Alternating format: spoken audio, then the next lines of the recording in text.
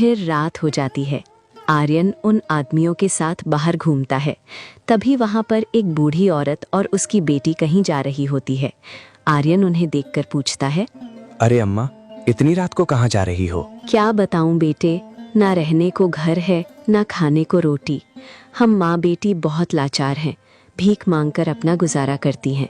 ये मेरी बेटी माया है। इसके पति ने हमें दहेज के लिए बहुत सताया, पैसों के लिए इसे बहुत मारपीट करता था।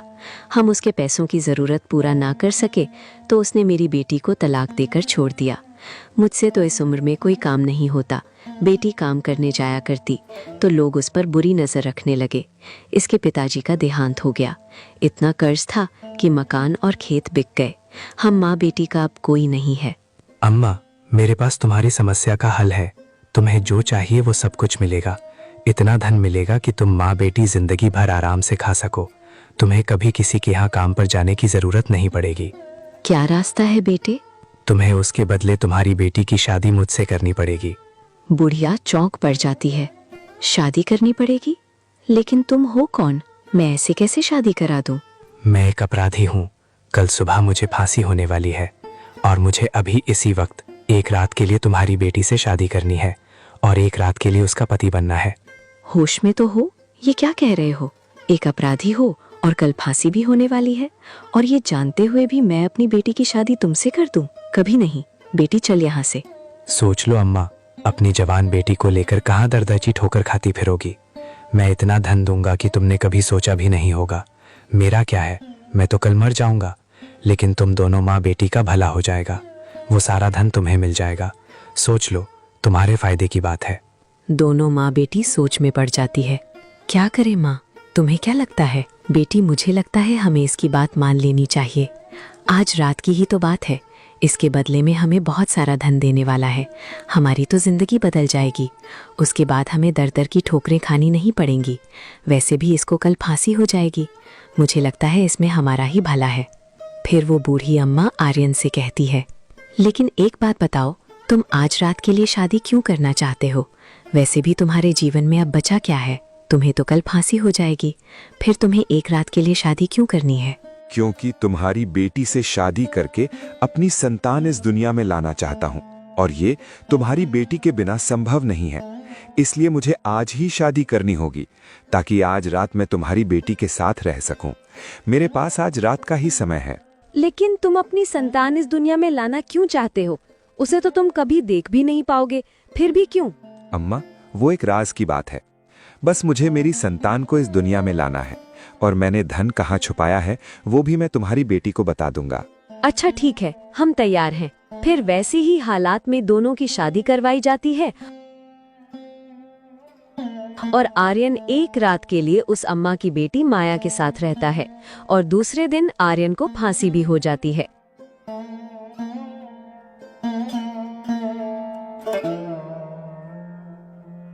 फिर वो अम्मा और माया आर्यन के बताए हुए जगह से धन निकाल लेते हैं, और इतना सारा धन देखकर दोनों के होश उड़ जाते हैं। इतना धन तो मैंने कभी अपने जीवन में नहीं देखा। माया, देख रही हो? हाँ अम्मा, अम्मा इसमें तो हम सारी जिंदगी बैठ के खा सकते हैं। हमें अब चिंता करने की कोई जरूरत नहीं। हमने आर्यन की बात मानकर अच्छा ही किया। खुद तो मर गया बेचारा, एक रात के बदले इतना धन देकर गया है कि हमारी सारी मुसीबत जिंदगी भर के लिए मिट गई। दोनों माँ बेटी खुश हो जाती हैं और एक आलीशान घर में रहने लगती हैं। कुछ ही दिनों में माया गर्भवती भी हो जाती है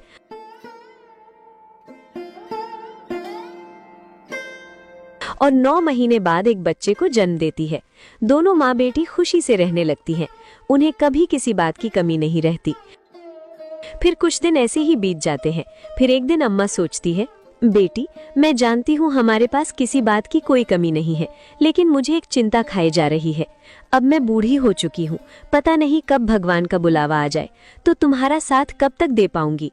बेटी, तुम्हें एक जीवन साथी की जरूरत है जो तुम्हारा साथ निभाए, जो तुम्हारे बच्चे को अपना नाम दे, उसे पिता का प्यार दे। मुझे लगता है माया, तुम्हें शादी कर लेनी चाहिए। अपने आंखों के सामने तुम्हारी शादी होते हुए देखना चाहती हूँ, ताकि मैं निश्चिंत हो सकूं। फिर मुझे तुम्हारी चिंता करने की कोई जरूरत ही नहीं पड़ेगी। तुम क्या कहती हो बेटी? शायद तुम सही कह रही हो माँ, मुझे अपने लिए ना सही लेकिन इस बच्चे के लिए शादी करनी पड़ेगी। इसे समाज के सामने उसके पिता का नाम तो देना ही पड़ेगा, नहीं तो कल को लोग इसका बहुत मजाक उड़ाएंगे। इसके पिता तो कब के ही चल बसे, ये बड़ा होकर पूछेगा तो मैं ऐसे क्या कहूंगी। इसे पिता का प्यार मिलना चाहिए। अगले दिन सुबह एक आदमी माया के घर आता है। अम्मा नमस्ते, मेरा नाम विक्रम है। मुझे कमला चाची ने भेजा है आपसे मिलने। अम्मा, मैं आपकी बेटी का हाथ मांगने आया हूँ। हाँ बेटे, मुझे कमला ने बताया था तुम्हारे बारे में। बोल रही थी कि तुम अनाथ हो, तुम्हारा कोई नहीं है। अच्छा बेटा, तो तुम्हें चाची ने बच्चे के बारे में भी बता ही दिया होगा। तुम्हें कोई एतराज तो नहीं? हाँ, मुझे सब पता है और आप फिक्र ना करें अम्मा। मैं आपकी बेटी और बच्चे को अच्छे से संभाल लूंगा, उनका अच्छे से ख्याल रखूंगा। आप निश्चिंत रहिए, मुझे दोनों को अपनाने के लिए कोई आपत्ति नहीं है। मैं तैयार हूँ। बेटा, मेरी एक शर्त है। हमें किसी बात की कोई कमी नहीं है, हमारे पास सब कुछ है। शादी के बाद मेरी बेटी तुम्हारे घर नहीं जाएगी, बल्कि तुम्हें यहीं रहना पड़ेगा। क्या तुम्हें मंजूर है? हाँ अम्मा, मुझे मंजूर है। मैं यहाँ रहने के लिए भी तैयार हूँ। बस आप शादी के लिए हाँ कर दीजिए। मुझे आपकी सारी शर्तें मंजूर हैं। फिर दोनों की शादी हो जाती है और विक्रम माया के घर घर जमाई बनकर रहने लगता है। फिर एक दिन माया अपने अम्मा के साथ बाहर जा रही होती है तो विक्रम से कहती है, मुन्ना कमरे में सोया है, उसका ध्यान रखना। मैं और अम्मा बाहर जा रहे हैं, थोड़ी देर में आ जाएंगे।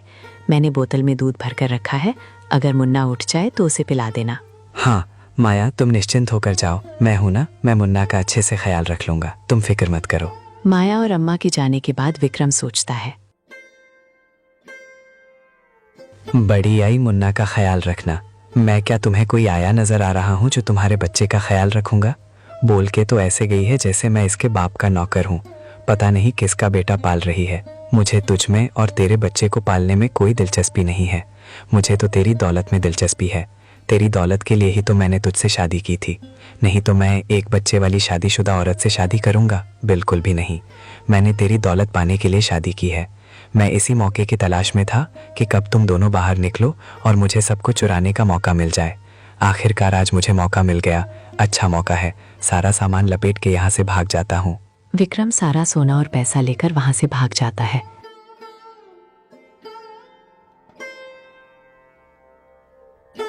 थोड़ी देर बाद माया घर आती है। अपने कमरे में जाकर देखती है तो विक्रम नहीं रहता।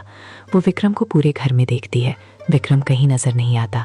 फिर उसकी नज़र तिजोरी में पड़ती है तो उसे धक्का सा लगता है। वो अपनी माँ से कहती है, अम्मा ये क्या हो गया? तिजोरी तो पूरी खाली है और विक्रम घर में कहीं दिखाई नहीं दे रहा। इसका मतलब वो धोखेबाज निकला। उसने हमें धोखा दिया है। उसने मुझसे शादी हमारी दौलत पाने के लिए की थी। वही मैं सोचूं, अम्मा ये घर जमाई बनने के लिए इतनी जल्दी तैयार क्यों हो गया? हम तो लुट गए माँ, हम बर्बाद हो गए, हमारे पास कुछ नहीं रहा। हे भगवान, मैंने क्या सोचा था और ये क्या हो गया?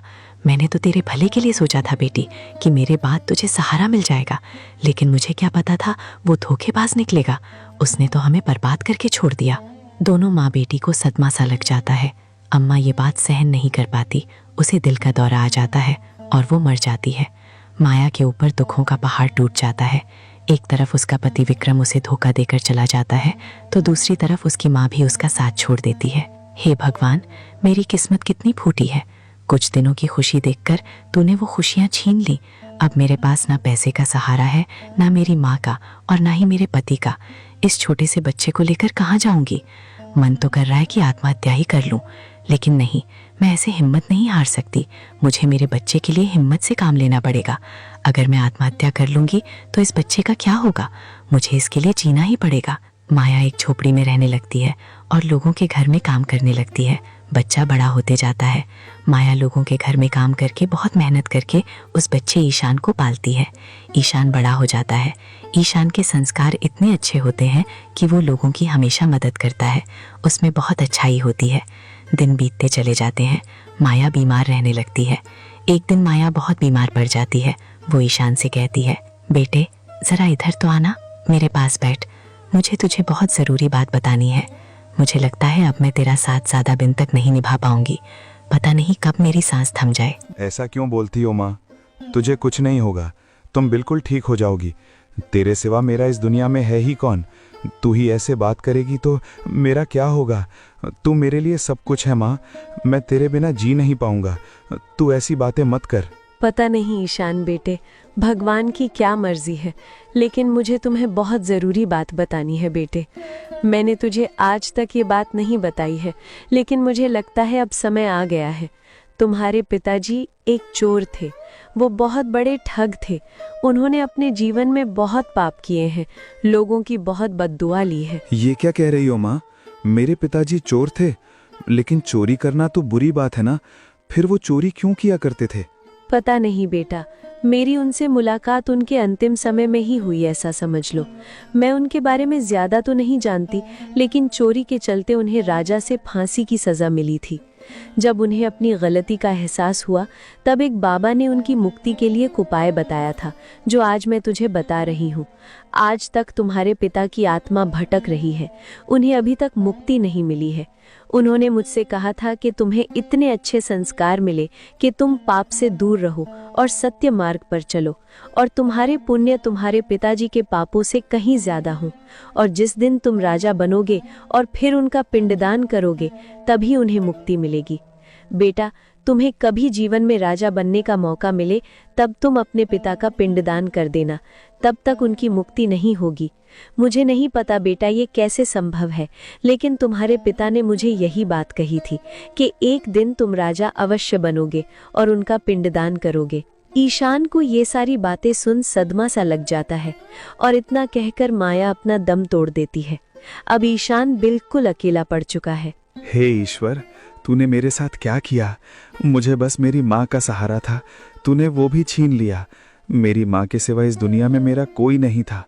पिताजी को तो मैंने कभी देखा नहीं, लेकिन मेरी माँ ने मुझे पिता की कभी कमी महसूस नहीं होने दी। मेरे माँ ने मुझे बहुत मेहनत करके पाला है, बहुत समस्याओं का सामना किया है।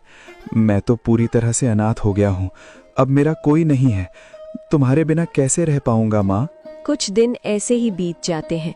फिर एक दिन राजा का बेटा खेल रहा होता है, तभी एक सांप आकर उसे डसने वाला होता है। ईशान देख लेता है। ईशान दौड़ लगाकर उस बच्चे को बचाने के लिए जाता है, लेकिन वो बचा नहीं पाता उस बच्चे को। आखिर सांप काट ही लेता है। राजा अपना बेटा खो देता है। राजा को बहुत दुख होता है।